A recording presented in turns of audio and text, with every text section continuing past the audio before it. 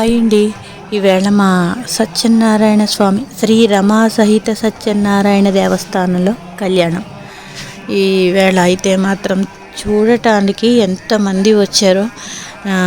మనకి ఏదైనా సరే మనశ్శాంతి ప్రశాంతత దొరకాలి అంటే కొంచెం ఇలా దేవుడి గుడిలోకి వచ్చినప్పుడు మాత్రం ఉంటుంది అని నేను అంటాను డెఫినెట్గా. ఎందుకంటే ఒక్కొక్క టైంలో నేను చాలా సఫర్ అయిన రోజులు చాలా ఉన్నాయండి.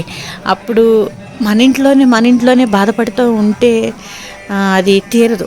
ఇలా మనం అంటే చెప్పుకుందుకు ఎవరితోటి చెప్పుకోకూడదు.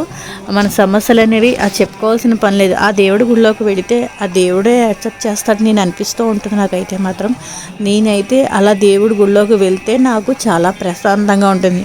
నేను అబవ్ 40 వాళ్ళకి కొంచెం బాధ్యతలు తగ్గుతూ ఉంటాయి, సమస్యలు అయితే ఉంటాయి. నేను అంటే పిల్లలు పెళ్ళిళ్ళు బాధ్యతలు ఏవో కొంచెం కాకపోతే కొంచెమైనా తగ్గుతూ ఉంటాయి. అలా తగ్గుతున్నప్పుడు మనం ఇలా దేవుడి మీద కొంచెం ధ్యాస పెట్టుకుంటే చాలా ప్రశాంతంగా ఉంటుంది అనిపిస్తూ ఉంటుంది నాకైతే. మీకు ఒక చిన్న ఫ్రెండ్లా అయితే మాత్రం నేను సజెషన్ అయితే మాత్రం చేస్తున్నానండి. ఈ ప్రశాంతత ఇంకెక్కడా ఉండదు అని అనిపిస్తుంది. మీరు కూడా ఒక్కసారి అలా ఆలోచిస్తే తెలుస్తుంది. ఎవరితోటి ఎంత తిరిగినా కొన్ని రోజులే, కొంతకాలమే, కొన్ని గంటలే. కానీ ఈ దేవుడి దగ్గరికి వచ్చేసరికి మాత్రం ఇలా ఏ గుళ్ళో ఏదైనా సరే, నేను చుట్టుపక్కల మాకు అన్నీ చిన్న చిన్న గుళ్ళు ఒకటి ఉంటాయండి.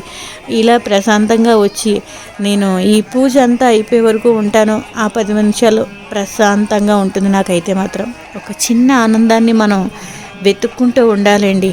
ఒక్కచోటే మనం ఉండిపోయి మా జీవితం ఇలాగే నేను ఇలాగే ఉండిపోయానని బాధపడకుండా మన చేతితో అంటే మనకి కొంచెం ధ్యాస మళ్లించుకుంటే ఈ విధంగా ఆరోగ్యాన్ని మనం కాపాడుకోగలం. ప్రశాంతత మనకి ఉంటుంది. ప్లస్ కొంచెం దేవుడి మీద భక్తి మనకి కలుగుతూ ఉంటుంది. నేర్చుకోవాల్సినవి దేవుడి విషయంలో చాలా ఉన్నాయండి. ఇదైతే మాత్రం నేను చెప్పగలను.